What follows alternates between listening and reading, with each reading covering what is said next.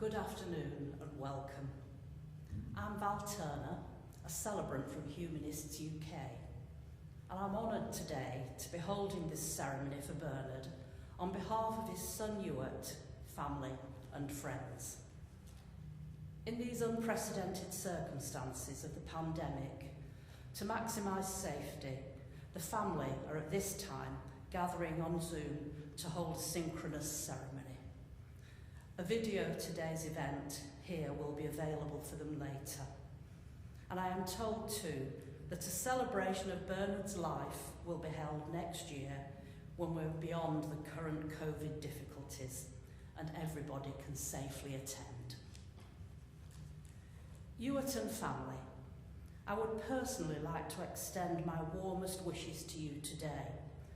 For though you're not physically here, you're very much here with your love, gratitude and farewells to your beloved Bernard. I know, Ewart, that the pandemic has been a very difficult time for you, as you were unable to visit Bernard in the nursing home where he lived. However, I know you were deeply moved and grateful for having some very special time with your father just before he died, made possible by the caring staff at Halcyon Court. Bernard, I would love to have had the pleasure of knowing you, hearing about you from Ewart and family. You clearly were not only a lovely family man and much loved and revered too in your professional life, but also a man of extreme talents in so many ways. And as we pay tribute to you here today, we also particularly remember too your beloved wife Mary and other children, Andrew and Jonathan. I'd like to read just a few memories that Ewart has put together for today, starting with capturing his dad from childhood. Bernard Leslie Shaw was born in Spring Head, Greater Manchester, on the 28th of March 1930, joining his father Tom, mother Vera and sister Pat.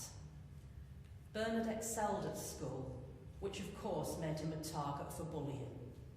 This prompted him to become good at sports, initially partly in the interest of self-preservation, running and boxing. Later, he became proficient at tennis, winning several cups, and squash. Fortunately, he won a place at Hume Grammar School, where he developed a particularly good relationship with the chemistry teacher, Francis Potts, who recognised his skill and trusted him to perform experiments that would never be allowed nowadays, such as working with potassium cyanide. Bernard's headmaster was deeply disappointed later when he went on to Manchester University to study chemistry, rather than entering a gentlemanly profession like law or medicine. Bernard continued at Manchester as a PhD student, during which time he met Mary, who did secretarial work in the research laboratories. Mary recognised a snippet of a Brahms symphony that Bernard was humming. This led to a conversation and later marriage in 1951. Mary typed up most of Bernard's chemistry research, which eventually included over 300 research publications. On the day she finished typing his PhD thesis, she went into labour, and their son Ewart was born in 1953. After his PhD, Bernard had to do his national service as a research chemist, two years near Aberdeen, and then 1 year near Salisbury.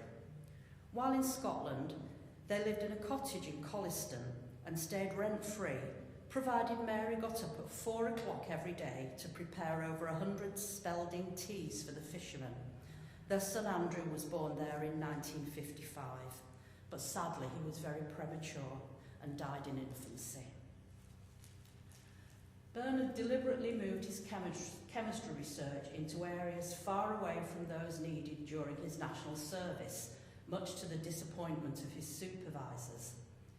He worked for several years at ICI Plastics in Welwyn Garden City, carrying out important research, although most impressive at the time to Ewart was Bernard's ability to balance a poker on his nose while crawling round the floor, barking like a seal.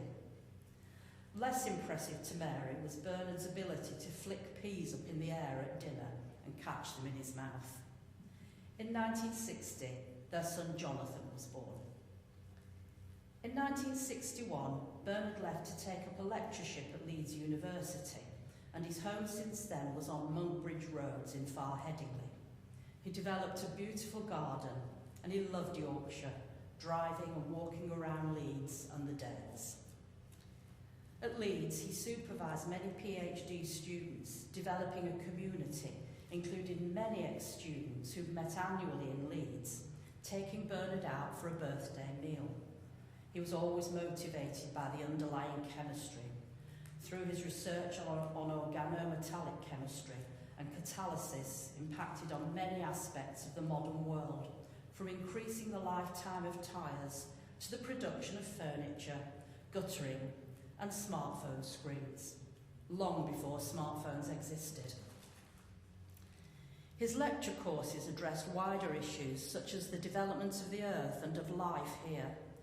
Bernard became a professor and a fellow of the Royal Society, winning many national and international awards for his work. Mary went to many evening classes, particularly sculpture. Bernard acted as her chauffeur, starting evening classes himself in pottery, initially attracted by the chemistry of the glazes, and became very proficient, producing many beautiful coil pots. Another big part of Mary and Bernard's lives was their Dalmatian dogs, from 1975 onwards, Dinah, Phoebe and Rosie. Bernard continued going into Leeds University after formal retirement, but his life became quite hard after Mary died in 2003.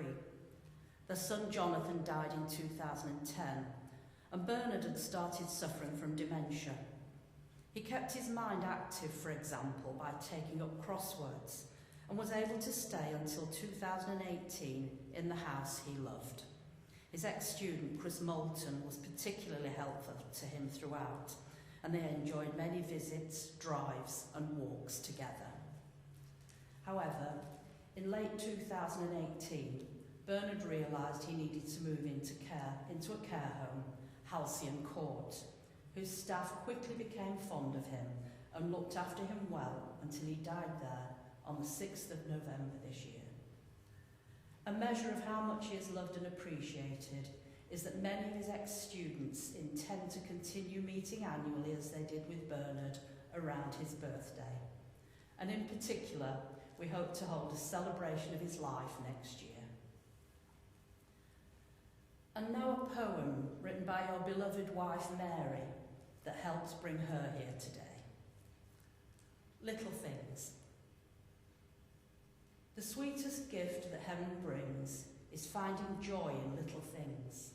A tired old lady's sudden smile makes doing meals on wheels worthwhile.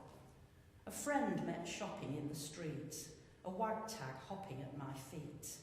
A free-range hen's maternal cluck, the jolly waddle of a duck, a kingfisher's bejewelled flight, a bobbing dipper, black and white. My spotty dog's ecstatic grin that welcomes me when I come in.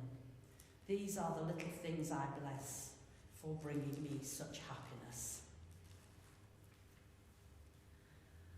And finally, a poem written by Barbara, Ewart's ex-wife, fondly capturing some of her memories of you, Bernard. In honour of Bernard. The awe of nature, always a twinkle in your deep brown eyes as you spoke of her wonder and beauty. The joy of your garden, a vibrancy as you showed the latest plantings, the new blooms, the cuttings. The artistry of your hands and your chemist's love of glistening glazes, wondrous as you crafted clay into huge works of art. Your genius mind, engaged so wondrously in your chemistry world, generating world-changing discoveries marked by international recognition and numerous awards. Your face, lighting up with love of your family, spotty dogs, beloved by your side. Your students, devoted for decades and decades, turning up every year for your birthday meal. Wild landscapes of Yorkshire and Scotland, your heart's delight, your soul's deep joy, camping out under the stars. A scholar, an artist, a son, father and grandfather, a brother and uncle, a mentor, a friend, a remarkable man. Beloved Bernard, this day and all days, we honour you and send you all our love.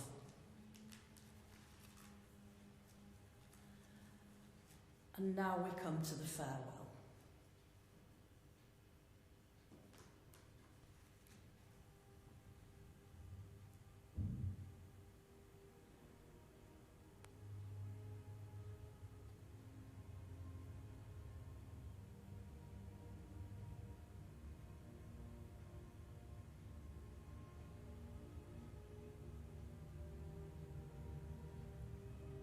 Beloved Bernard, we give deepest thanks for your life. We thank you for our cherished memories. We thank you for your huge scientific contributions and the ways in which these improved the world.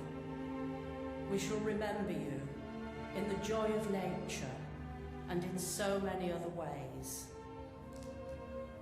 Now is the day, with love in our hearts, we gently let you go.